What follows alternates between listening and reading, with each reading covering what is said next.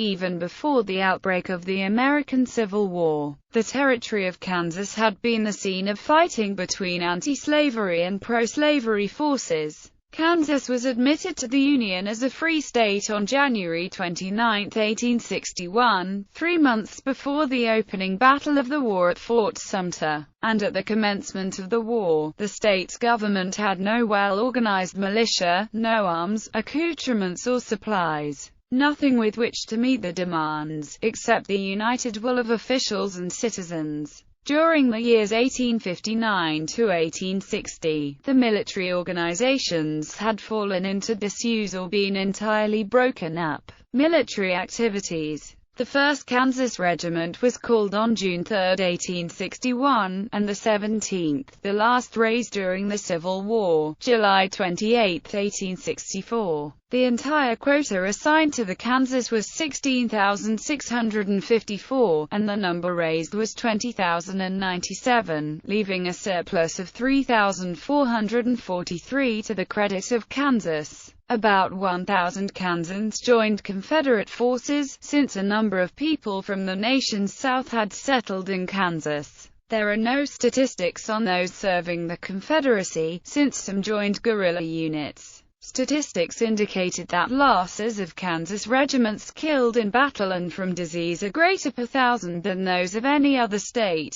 This led to a 19th-century nickname for Kansans, the Spartan State. The Battle of Baxter Springs, sometimes called the Baxter Springs Massacre, was a minor battle in the war, fought on October 6, 1863, near the modern-day town of Baxter Springs, Kansas. On October 25, 1864, a series of 3 battles occurred, the first 2 in Lynn County, Kansas, with the final in Vernon County, Missouri. The first was the Battle of Marais des Cygnes, the second, a cavalry battle, was the Battle of Mine Creek, a significant battle between mounted cavalry for Confederate forces and several brigades of Union cavalry that were pursuing General Price. They were between Major General Sterling Price, leading the Missouri expedition, against Union forces under Major General Alfred Pleasonton. Price, after going south from Kansas City, was initially met by Pleasonton at Marais des Cygnes.